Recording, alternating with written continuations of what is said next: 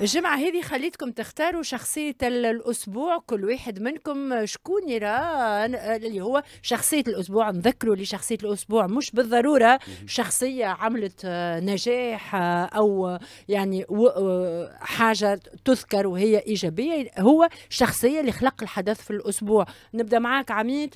أنا شخصية الأسبوع اللي اخترتها هو الرئيس الجزائري عبد المجيد تبون. اخترتها للرسائل الواضحة اللي وصلها. هو ساعة أولا عبد المجيد تبون جاء في مرحلة بعد وفاة الرئيس عبد العزيز بوتفليقة في ظرف كانت الجزائر فيه معناها دخلت في شوية تحركات وكذا، هو عنوان بتاع استقراء. حاجة أخرى هي الرسائل الواضحة التي بلغها معنا. تحكي على الحوار اللي أجراه مع جريدة الأوبينيون الفرنسية. أولا ساعة كافي علاقة مع فرنسا، والعلاقات الجزائرية الفرنسية نعرفوها. فرنسا إلى التو نرجع تو زاد حتى في علاقة بمحكمة الجناية الدولية لم تعتذر على معناها 1.5 مليون نتاع شهيد، حتى بما فيهم الذين تم معناها اعدامهم في نهر السين. فرنسا التو معناها ما قالتش راني اعتذر الى الشعب الجزائري. كلنا نعرفوا خصوصيه العلاقه هذه. هو قال للرئيس ماكرون الموضوع نتاع الصحراء ابعد عليه، لانه هو كان تاريخيا معناها فرنسا وقت اللي كانت فيها رؤساء، خاطر انا نعتبر ساركوزي هذا هولاند وهذا مش رؤساء. انا بالنسبه لي وفات مع شيراك فرنسا، انا نحكي على الرزانه وعلى موقف فرنسا وعلى رئيس في مقام فرنسا. انا ما ننظرش في لا في ساركوزي لا في هولاند لا في السيد هذا ماكرون، انه بوزن فرنسا بقيمها التاريخي. هو قال له ما تدخلش فيها. هو مش عمل زياره للمغرب، قررنا نعترف بالصحراء هذه. معناها ديجا اللي قالوا هو طاح.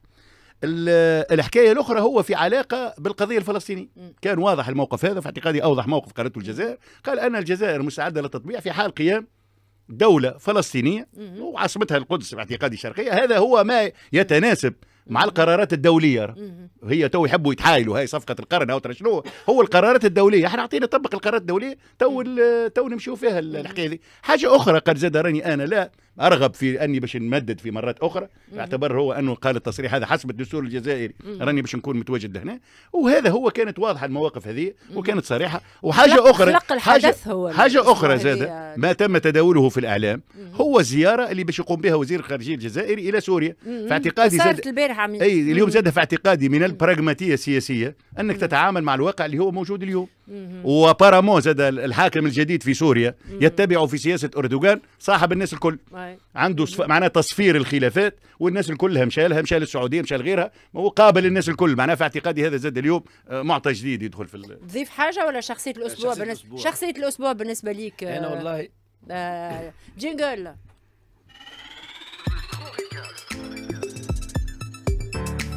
لو غران ريكاب. شكون اخترت استاذ احمد غالب؟ والله اخترت واحد مش معروف بالكل. اسمه غسان شاب تونسي يبدع في صناعة البيتزا في الشوارع بعربة متنقلة. ما عادش كان سمعتوا بها الحكاية. لا قول لنا ليه. الوليد هذا سيد العميد مغروق، وماك تعرف كيف تعمل محل توا نتاع بيتزا وكذا شنو تطلب. خذا عربة متنقلة ويدور في شوارع صفاقس ويعمل في البيتزا عميد ويبيع فيها. وعملوا أجراوا معاه حديث وقال أنا نحمد ربي قاعد نخدم وأموري لاباس وراني معناتها العقبات شنو تو أنت تقول لي باي سامحني فور وكأي عنده فور ويخدم في البيتزا ويبيع فيها. ومن ورائه نحب نقول للشباب في تونس أنا نعرف توا فما ناس شباب تحكي معاهم عندهم حل واحد في مخاخهم اللي هو يقول لك انا الهجره الى الخارج. اللي يتكلم يقول لك ما قالكش حرقه داكوردو كان من استطاع اليه سبيلا معناتها فهمني.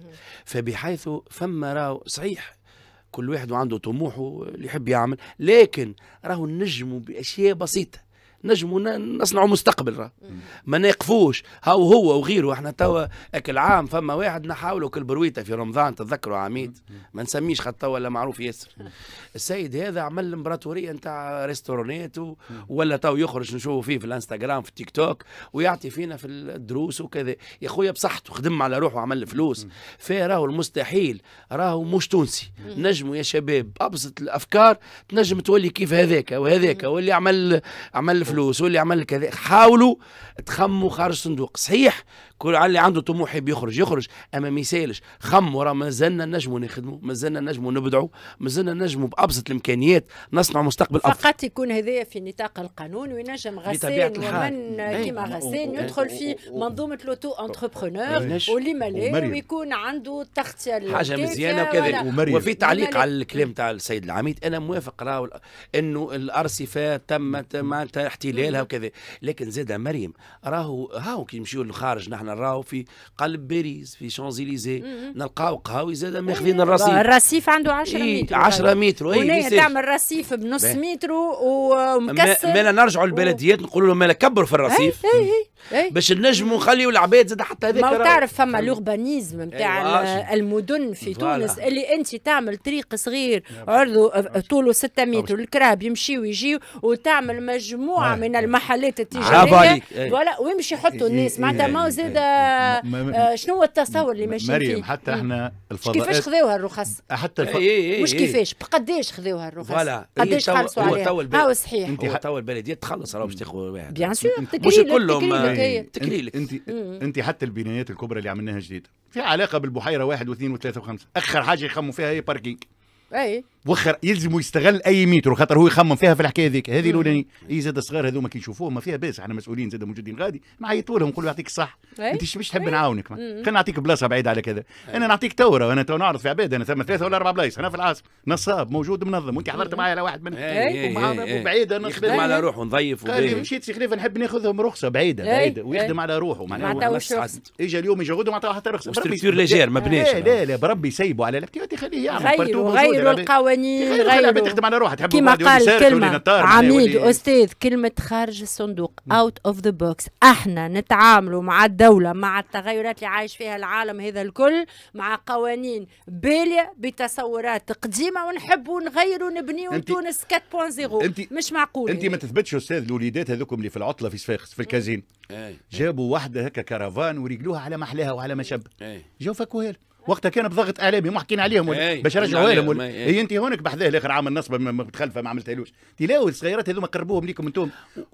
ستريت فود راه ولات حاجه موجوده في العالم. ستريت فود راه ولات داخله في الثقافه معناتها. عملوا له مهرجان تري تري بو فيستيفال، وكنت انا استدعيتهم في التلفزه نتاع تونيزيان ستريت فود. حاجه حلوه ياسر كيفاش تنجم تدخل حتى في السوفت باور التونسيه وتبيع بها صوره تونس بالستريت فود نتاعها وبالاختصاصات التونسيه وساندويتش تونيزيان ولا بليبي. يلزم نخموا اوترومون. يمشي يعمل لك نصبه في بلاصه نائيه تولي تحكي لي على جماليه نمشي بورصه الاخبار.